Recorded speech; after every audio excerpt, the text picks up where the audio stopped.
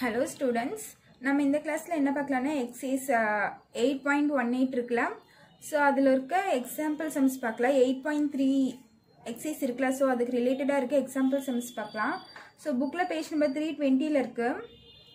bookல page number 320. So அதுல first sum பாத்தீங்கன்னா example 8.18 ஓகேவா. சோ example 8.18 பார்க்கலாம். So the question pathina, a bag contains 5 blue balls and 4 green balls. A ball is drawn at random from the bag. Find the probability that the ball drawn is blue, not blue. அப்படினு தந்திருக்காங்க. So ஒரு பேக்ல 5 blue balls இருக்கு, 4 green balls இருக்காம். So அதுல வந்து blue ballக்கான probability என்ன, not blue ballக்கான probability என்ன, ஒரு ball எடுக்கும்போது அதுக்கான probability கேட்டிருக்காங்க. ஓகேவா. So இப்போ பாருங்க sample space என்னன்னு பாத்தீங்கன்னா n of s எனக்கு என்ன வரும் solution. So n of s எனக்கு என்ன வரும்னு பாத்தீங்கன்னா 5 plus 4 9 வரும். ஓகேவா. Total number of possible outcomes அதான் n of s. So sample space என்ன 5 plus 4 9 வந்துரும் எனக்கு. So இதுல ஃபர்ஸ்ட் என்ன கேட்டிருக்காங்க, ப்ளூ பால்க்கான ப்ராபபிலிட்டி கேட்டிருக்காங்க. So அது நம்ம எப்படி எழுதுவோம், let a be the probability of getting blue balls. ஓகேவா. ஸோ இங்கே ப்ளூ பால்ங்கிறது எனக்கு என்னது ஏ. ஸோ ப்ளூ பால் எனக்கு எவ்வளோ இருக்குது கொஸ்டினில் 5 தந்திருக்காங்க. So A n of a is equal to 5. ஓகேவா. அப்போ p of a is equal to n of a by n of sன்னு வரும். ஸோ n of a வந்து 5 divided by 9 வரும். ஓகேவா. ஸோ இதான் வந்து என்னோட p of a. Probability that the ball drawn is blue. Therefore p of a வந்து 5 by 9 தந்திருக்காங்க. ஓகேவா. நெக்ஸ்ட் பாருங்க, நெக்ஸ்ட் என்ன தந்திருக்காங்க, not blue, blue இல்லாததெல்லாம் என்னன்னு கேட்டிருக்காங்க. So let b be the probability of getting not blue balls. not blue na blue ஏனா not ப்ளூனா ஏ பாரா. ஓகேவா. இந்த இடத்துல அவங்க கிரீன் பாலை பற்றி பேசவே இல்லை. நான் ப்ளூ பாலை ஏன்னு வச்சுருக்கேன். அப்போ நாட் ப்ளூனா நான் ஏ பார்னு வச்சுக்கலாமா. ஓகேவா. அப்போ P of A bar is equal to not ப்ளூனா ஏ, நாட் ப்ளூனா பார். சரியா. இப்போ P of A bar is equal to 1 minus P of A. இதுதான் என்னோட ஃபார்முலா. இப்போ 1 minus P of A value என்ன, எனக்கு 5 by 9. சரியா. P of A value already நான் இங்கே ஃபைன் பண்ணியிருக்கேன். ஸோ இது வந்து 5 by 9. எல்சிஎம் எடுத்து 9 minus 5 by 9 equal to 4 by 9 வரும். ஸோ இது என்னோட P of A bar is equal to 4 by 9. ஓகேவா. ஸோ இதெல்லாம் final answer. Example 8.18. Next example 8.19 பாருங்க. எக்ஸாம்பிள் 8.19. ஓகேவா. ஸோ இதில் பார்த்தீங்கன்னா என்ன தந்திருக்காங்க, 2 dice are rolled. Find the probability that the sum of outcome is equal to 4, greater than 10, less than 13 அப்படின்னு தந்திருக்காங்க. ஸோ 2 dice ரோல் பண்ணுறாங்களாம். ஓகேவா. ஸோ 2 dice ரோல் பண்ணும்போது என்னோட சாம்பிள் ஸ்பேஸ் எனக்கு என்னவா இருக்கும், n of s வந்து 36 இருக்கும். நான் ஆல்ரெடி உங்களுக்கு எக்ஸசைஸ் சம்ஸ் போடும் போதே சொல்லியிருக்கேன் சாம்பிள் ஸ்பேஸ் எப்படி எழுதணும்னு. ஸோ உங்களுக்கு புக்குலேயே அதுக்கான சாம்பிள் ஸ்பேஸ் தந்திருக்காங்க. ஸோ நீங்கள் அதை எழுதிக்கோங்க. சாம்பிள் ஸ்பேஸ் எழுதிட்டு n of s is equal to 36ன்னு இருக்கும் எழுதணும். ஓகேவா. இங்கே பாருங்கள் தந்திருக்காங்க பாருங்கள். s is equal to 1,1. First டேஸில் 1 விழுந்துச்சுன்னா செகண்ட் டேஸ்லேயும் 1 விழுகலாம். ஃபர்ஸ்ட் டேஸில் 1 விழுந்துச்சுன்னா செகண்ட் டேஸில் 2 விழுகலாம். ஃபர்ஸ்ட் டேஸில் 1 விழுந்துச்சுன்னா செகண்ட் டேஸில் 3 விழுகலாம். அந்த மாதிரி ஃபர்ஸ்ட் டேஸில் 2 விழுந்துச்சுன்னா செகண்ட் டேஸில் 1 விழுகலாம். இந்த மாதிரி நம்மளுக்கு சாம்பிள் ஸ்பேஸ் போயிட்டே இருக்கும். ஸோ டைஸில் எவ்வளோ இருக்கும், இந்த சைடு 6 இருக்கும், இங்கேயும் 6 இருக்கும். சரியா. டைஸில் பார்த்தீங்கன்னா மொத்தமாக 6 ஃபேஸஸ் தான் இருக்கும். ஸோ 6 into 6 எனக்கு 36 ஆயிரும். ஸோ n of s வந்து எனக்கு 36 வந்துருச்சு. ஸோ நீங்கள் எழுதும் போது எப்போவுமே இந்த மாதிரி சாம்பிள் ஸ்பேஸ் நீங்கள் எழுதிக்கணும். 2 டைஸ் கேட்டாங்கன்னா நீங்கள் எழுதி தான் எழுதணும். நான் இப்போ எழுதலை, நீங்கள் அதை எழுதிக்கோங்க. ஃபஸ்ட்டு பாருங்கள், ஃபஸ்ட்டு என்ன கொஸ்டின்னா ஈக்குவல் டு 4 அப்படின்னு தந்திருக்காங்க. அப்போ let A be the probability of getting equal to 4. ஓகேவா.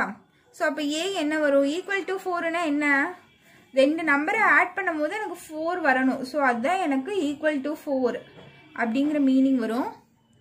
அவங்க முன்னாடியே தந்திருக்காங்க find the probability that the sum of outcomes. So sum நாலே plus outcome is equal to 4 ன்னு தந்திருக்காங்க. ஸோ ரெண்டு நம்பரை ஆட் பண்ணும்போது எனக்கு எதெல்லாம் 4 வருது அப்படின்னு சொல்லி நான் 7 எழுத போகிறேன்.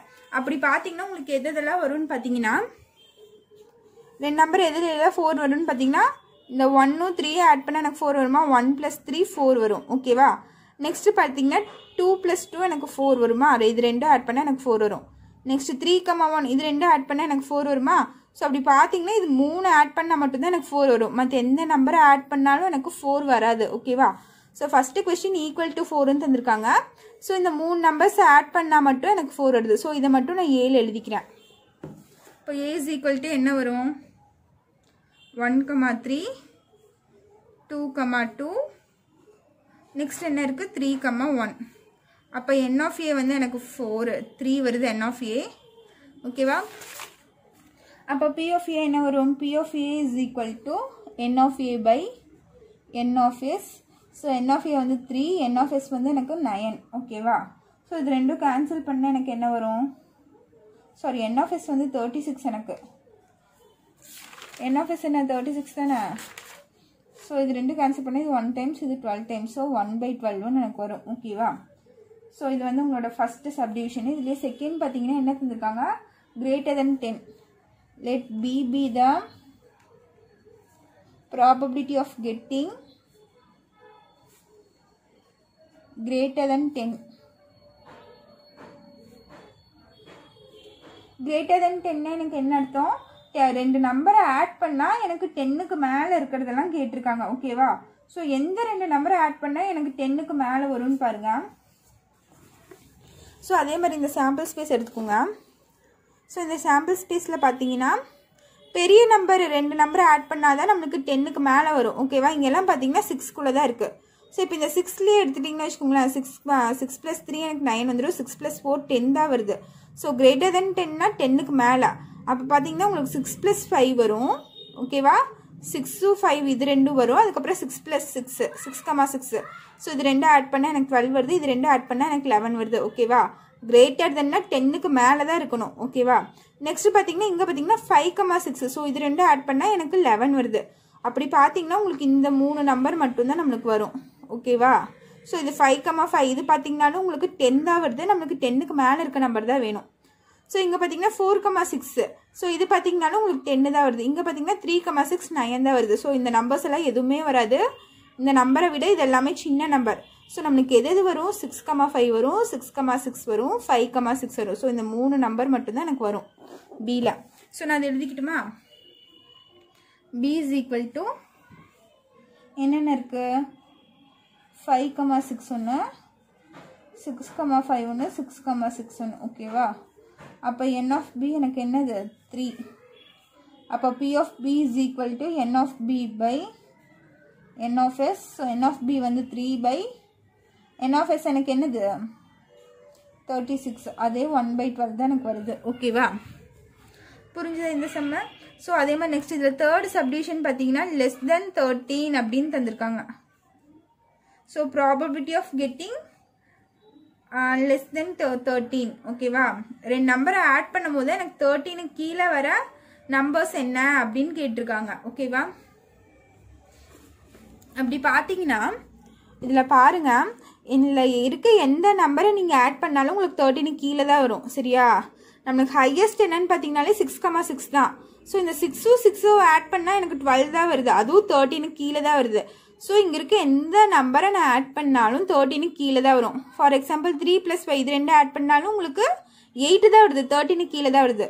3 + 6 இது ரெண்டு ஆட் பண்ணாலும் 9 தான் வருது. அதுவும் 13க்கு கீழே தான் இருக்குது. ஸோ 6, 6 நம்மளுக்கு 12 தான் வருது. ஸோ அதுக்கு மேலே நம்மளுக்கு போகிறக்கு சான்சஸ் இல்லை.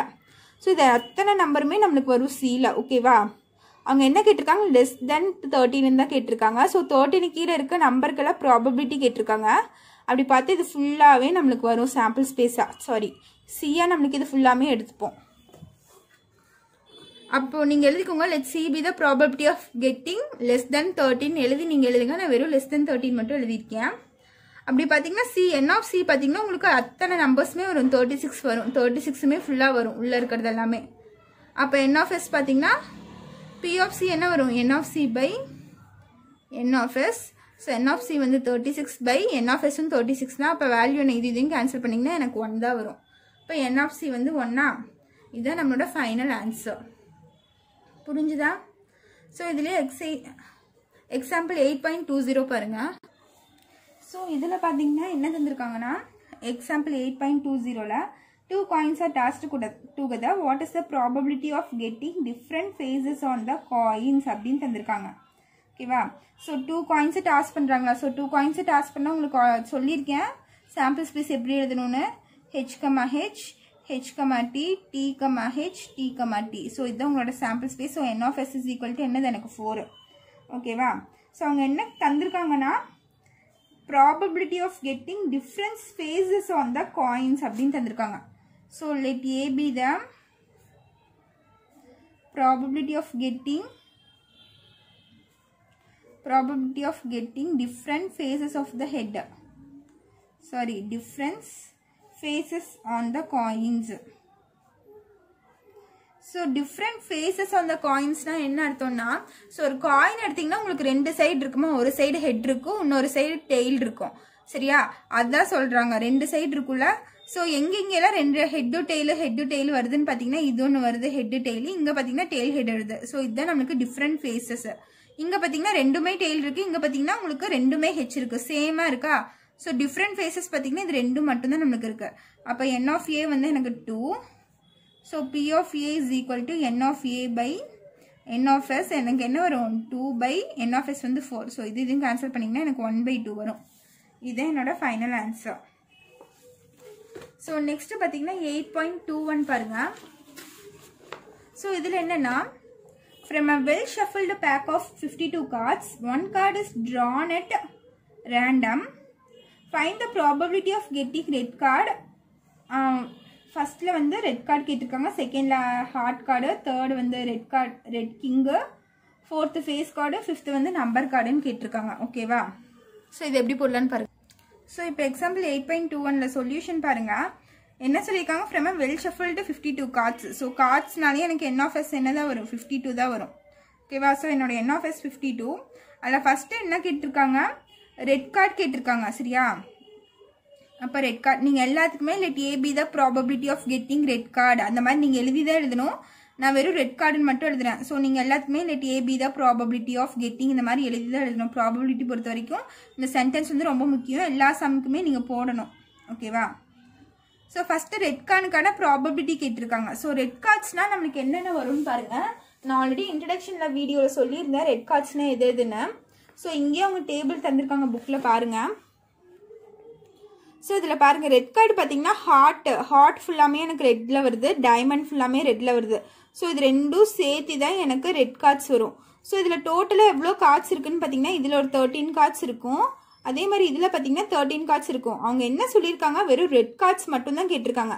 ப்ராபபிலிட்டி ஆஃப் கெட்டிங் ரெட் கார்ட்ஸ்னா இது ரெண்டும் நம்ம ஆட் பண்ணிக்கலாமா? ரெட் கார்ட்ஸ் ரெண்டும் ஆட் பண்ணால் 13 + 13 எனக்கு 26 வந்துடும். ஸோ எனக்கு n of a என்னவா இருக்கும்? 26ஆக இருக்கும்.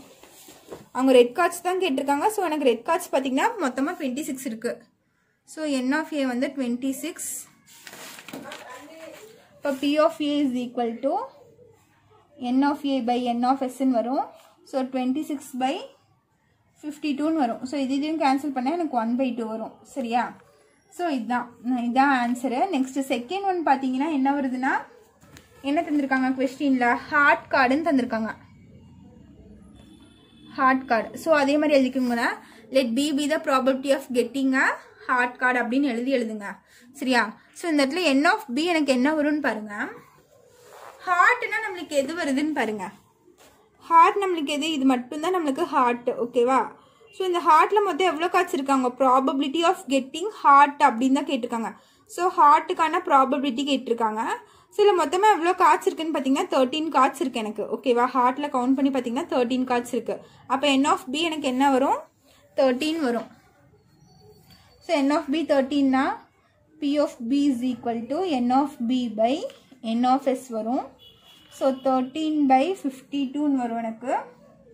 ஸோ இதையும் கேன்சல் பண்ணிங்கன்னா எனக்கு 1/4 வரும். 137 13 4 13s 52 வரும். ஓகேவா? ஸோ நெக்ஸ்ட் இதுலேயே தேர்ட் சப்டிவிஷன் பார்த்தீங்கன்னா ரெட் கிங் அப்படின்னு கேட்டிருக்காங்க. ரெட் கார்ட்ஸில் இருக்க கிங்குக்கான ப்ராபபிலிட்டி என்ன அப்படின்னு கேட்டிருக்காங்க. So let C be the probability of getting a red king அப்படின்னு எழுதிட்டு நீங்கள் எழுதுங்க. ஸோ ரெட் கிங்னா பாருங்கள், ரெட் கார்ட்ஸ் ஃபஸ்ட்டு எதுன்னு பாருங்கள். ரெட் கார்ட்ஸ்னால் எனக்கு என்ன, இது ஒரு ரெட் கார்டு, இதுவும் எனக்கு ரெட் கார்டா. ஸோ ரெட் கார்ட்ஸில் இருக்க கிங்க்கான ப்ராபபிலிட்டி கேட்டிருக்காங்க. ஸோ ரெட் கார்ட்ஸில் எங்கெங்கெல்லாம் கிங் இருக்குன்னு பார்த்தீங்கன்னா இங்கே ஒரு கிங் இருக்குது, இங்கே ஒரு கிங் இருக்கா. ஸோ 2 கிங் இருக்குது. அப்போ என் ஆஃப் சி எனக்கு என்ன ஆகும், 2ன்னு வருமா. அவங்க கிங்ஸை மட்டும்தான் கேட்டிருக்காங்க. ஸோ 2 கிங்கு தான் இருக்குது ரெட் கார்ட்ஸில். ஓகேவா. மொத்தமாக பார்த்தீங்கன்னா உங்களுக்கு 4 கிங் இருக்கும். ஆனால் அவங்க பர்டிகுலராக ரெட் கார்ட்ஸ்ன்னு சொன்னனால ரெட் கார்ட்ஸில் எனக்கு 2 கிங்கு தான் இருக்குது. ஸோ அப்போ என்ன வரும், என் ஆஃப் சி வந்து எனக்கு 2 வரும். அப்போ P of C is equal to N of C by N of Sன்னு வரும். ஸோ 2/52ன்னு வருமா. ஸோ இது ரெண்டும் கேன்சல் பண்ணிங்கன்னா உங்களுக்கு 1/26ன்னு வரும். நெக்ஸ்ட் இதுலேயே 4th பார்த்தீங்கன்னா ஃபேஸ் கார்டு அப்படின்னு தந்திருக்காங்க. ஓகேவா. ஸோ ஃபேஸ் கார்டுனா என்னன்னு பாருங்கள். நான் ஆல்ரெடி சொல்லியிருக்கேன் உங்களுக்கு ஃபேஸ் கார்டுனா என்னென்னு. நீங்கள் இது எப்படி எழுதும், let D be the probability of getting a face card அப்படின்னு எழுத சொல்லியிருக்கேன்ல. ஸோ அது நீங்கள் எழுதிக்குங்க. ஸோ என் ஆஃப் டி என்ன வரும்னு பாருங்கள். ஸோ நான் உங்களுக்கு ஸ்டார்டிங்லேயே சொல்லியிருக்கேன் ஃபேஸ் கார்டுன்னா என்னென்னா இந்த J Q king. So jack queen king. So இதைத்தான் நான் ஃபேஸ் கார்டுன்னு சொல்லுவேன். மற்றதுலாம் நம்மளுக்கு நம்பர்ஸு சிம்பிள்ஸ் தான் இருக்கும். ஆனால் இந்த கார்டில் மட்டும்தான் நம்மளுக்கு இமேஜ் மாதிரி ஒரு கிங்குனா கிங்குக்கு தகுந்த மாதிரி ஒரு ஃபோட்டோ இருக்கும், குயின்னா குயினுக்கு தகுந்த மாதிரி ஒரு ஃபோட்டோ இருக்கும். ஸோ ஃபேஸ் வரனால இந்த 3 மட்டும் நான் ஃபேஸ் கார்டுன்னு சொல்லலாம். ஓகேவா. ஸோ இந்த மொத்தமாக இருக்க ஃபேஸ் கார்ட்ஸ்க்கான ப்ராபபிலிட்டி என்னன்னு கேட்டிருக்காங்க. புரிஞ்சுதா. அப்படி பார்த்தீங்கன்னா இதில் ஒரு 3 ஃபேஸ் கார்டு இருக்கா. ஸோ இதில் ஒரு 3, இதில் ஒரு 3 இருக்குது, 6, 7, 8, 9, 10, 11, 12. ஸோ மொத்தமாக 4 கார்ட்ஸ் இருக்குது, 4 டிஃப்ரெண்ட் கார்ட்ஸ் இருக்குது. ஸோ அது 3 ஃபேஸ் கார்ட்ஸ் இருக்குமா. அப்போ 4 × 3 பண்ணால் உங்களுக்கு 12 வரும். ஸோ மொத்தமாக எவ்வளோ ஃபேஸ் கார்ட்ஸ் இருக்குது, எனக்கு 12 ஃபேஸ் கார்ட்ஸ் இருக்குது. ஸோ என் ஆஃப் டி வந்து 4 × 3 is equal to 12ன்னு எழுதிக்கோங்க. அப்போ P of D is equal to N of D by N of S. So N of D வந்து 12/52. ஓகேவா. இது ரெண்டும் கேன்சல் பண்ணிங்கன்னா 3/13 அப்படின்னு எனக்கு வரும். ஓகேவா. புரிஞ்சுதா. நெக்ஸ்ட் இதுலேயே 5th சப்டிவிஷன் பார்த்தீங்கன்னா நம்மளுக்கு என்ன இருக்குது, நம்பர் கார்டுன்னு இருக்குது. ஸோ நம்பர் கார்டுன்னா எனக்கு என்ன, ஸோ நம்பர்ஸில் இருக்க கார்டு தான் நம்பர்ஸ் கார்டுன்னு நம்ம சொல்லலாம். ஸோ நீங்கள் இது எப்படி எழுதிக்கணும், let E P the probability of getting a number கார்டுன்னு எழுதிக்கோங்க. ஸோ இதில் பாருங்கள் நம்பர்ஸ் பார்த்தீங்கன்னா உங்களுக்கு எவ்வளோ இருக்குது. ஃபேஸ் கார்டு தான் இது. இதிலிருந்து ஃபேஸ் கார்டு வரும் எனக்கு. ஸோ ஃபேஸ் கார்ட்ஸை விட்டுருங்க. நம்பர் கார்டுனா பேலன்ஸ் எதெல்லாம் நம்பர்ஸோ அதுதான் நமக்கு நம்பர் கார்ட்ஸில் வரும். ஓகேவா. ஸோ அப்படி பார்க்கும்போது நம்மளுக்கு நம்பர் கார்ட்ஸ் எதுலேருந்து ஸ்டார்ட் ஆகும்னு பார்த்தீங்கன்னா இதிலிருந்து தான் ஸ்டார்ட் ஆகும். ஸோ ஏ வந்து நம்மளுக்கு நம்பர் கார்ட்ஸில் வராது. ஓகேவா. ஸோ ஏவை விட்டுருங்க. நம்பர் கார்ட்ஸுங்கிறது இந்த 2லிருந்து இந்த 9 வரைக்கும் உள்ளது தான் எனக்கு நம்பர் கார்ட்ஸு. ஸோ இங்கேருந்து இங்கே எது வரைக்கும் எவ்வளோ நம்பர்ஸ் இருக்குதுன்னு பார்த்தீங்கன்னா 9 நம்பர்ஸ் இருக்கும். ஸோ எவ்வளோ டோட்டலாக எவ்வளோ நம்பர் கார்ட்ஸ் இருக்குது. ஸோ இங்கே பார்த்தீங்கன்னா 9 இருக்குது. எவ்வளோ ரோஸ் காலம்ஸ் இருக்குது, 1 2 3 4. ஸோ 4 × 9 பண்ணிங்கன்னா உங்களுக்கு 36 வருமா. அப்போ மொத்தமாக உள்ள எவ்வளோ நம்பர்ஸ் இருக்குது, 36 நம்பர்ஸ் இருக்குது. இதெல்லாம் கவுண்ட் பண்ணிங்கன்னா 36 வரும். 1 2 3 4 5 6 7 8 இந்த மாதிரி கவுண்ட் பண்ணிங்கன்னா உங்களுக்கு 36 வரும். மொத்தமாக எவ்வளோ நம்பர்ஸ் இருக்கு உள்ள. இந்த ஃபேஸ் கார்ட்ஸை விட்டுடணும், இந்த ஏவை விட்டுட்டா பேலன்ஸ் இருக்கிறது உங்களோட நம்பர் கார்ட்ஸ். ஓகேவா. அப்போ மொத்தமாக 36 இருக்குது. So N of E is equal to 36. அப்போ P of E is equal to N of E by N of S. So இது ரெண்டும் நீங்கள் டிவைட் பண்ணிங்கன்னா 36/52ன்னு வரும். ஸோ இது ரெண்டும் கேன்சல் பண்ணிங்கன்னா உங்களுக்கு 9/13ன்னு வரும். ஸோ இதுதான் உங்களோட ஃபைனல் ஆன்சர். ஸோ இனி பேலன்ஸ் இருக்க எக்ஸாம்பிள் சம்ஸ்லாம் நம்ம நெக்ஸ்ட் வீடியோவில் பார்க்கலாம். ஸோ இது வரைக்கும் எடுத்த எக்ஸாம்பிள் சம்ஸில் ஏதாச்சும் டவுட் இருந்துச்சுன்னா கமெண்ட் பண்ணுங்கள். ஓகேவா. தேங்க்யூ.